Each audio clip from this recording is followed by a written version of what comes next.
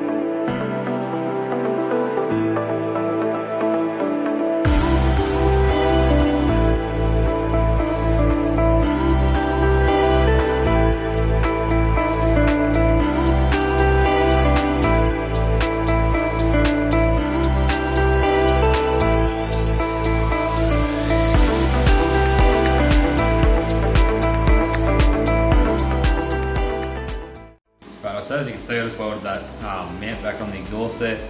It is my first time welding titanium. I'd never recommend doing it straight in the job. I'd always like to have a practice first, as I've said in other videos, and then you can just get it perfect for the job. But in this case, I can't actually get my hands on titanium around here. I'm not going to go out and buy a sheet of titanium. The filler rod was dear enough, and titanium pipes like $180 a metre for 3 inch or so I just had to do it straight in the job pretty much. So what I've done was I just run a small tack, set the amperage on the welder, and then kept putting smaller tacks on it just so I could get it perfect, and then I went over it and actually done the bead across the top of it. It was just a way I could do small bits at a time, and then if something did go wrong, I could have repaired it rather than just going full bore at the gate and weld the entire thing and then it looks like arsehole, and then you've got to cut the whole lot off and then start again. So that's the way I did it, since I couldn't get my hands on actual titanium. It did actually turn out quite well. I'm pretty impressed with it, to be honest. First time ever welded with titanium. So yeah, pretty much now we just got to put the bike back together. I've got to set that rear bit up where the mudguard mounts. It didn't look very square when I pulled it off because I've got to tap the new holes into cast aluminium up here. So what I'll do is I'll actually offset the holes to try and line the rear end back up on it, because I'm not happy with it if it sits cockeyed to one side, especially when I'm the one that's welded these mounts on it, how they were. It just doesn't look very professional for me, because it looks like it's my fault that it's not square, but it's really because when the bike did crash, it's bent that rear arm. So yeah, we'll just offset that, and then that will be nice and square. Pretty much put it together, put all the plastics on it. A big thing is starting it and make sure it still runs. That's a big thing when you do program and welding, anything like that, because you don't want to give it back to the customer and then the car doesn't start or the bike doesn't start. So we'll do that this morning and then we'll get it done. Call Riley up and you can come get it.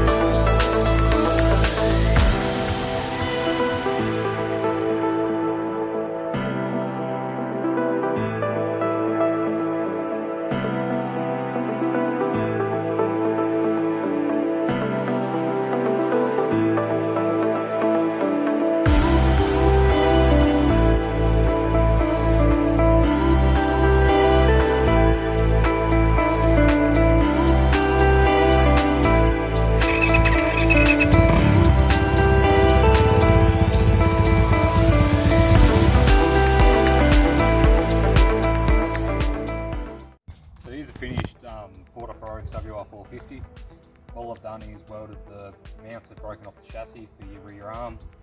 So to weld these mounts in here. I'd also cracked the titanium exhaust on it just there, so I've welded that up, welded those points back on the chassis pretty much. And there's your finished product. So yeah, first time I've ever welded titanium, didn't turn out too bad. We did have to heat it back up and then half bend the pipe because it is a little bit bent. That rear arm on it is a little bit bent too, like not the actual swing arm itself, but this whole cradle here is just a bit off-centered. But there's nothing we can really do about that unless you want to remake it or something like that. But yeah, so it still rides nice and that. It's not registered, it's just it's Foord Offroad, so if you go watch their videos, you'll be able to see what they do with it, so it's not going to worry them much. So yeah, make sure you subscribe to Angry Engineering. Also give Riley at Foord Offroad a subscribe. His video is quite good, so go give them a watch and that. He does some crazy shit that I wouldn't do. I more just do the building side of it, whereas he does the crazy shit that I wouldn't have the balls to do. So yeah, here's his WR450 anyway. I hope you like this series we've done of this. There'll be more to come.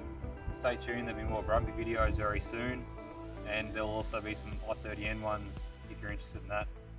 Give us a like, subscribe, give us a comment, tell us what you want to see, what you don't want to see. And thanks for watching.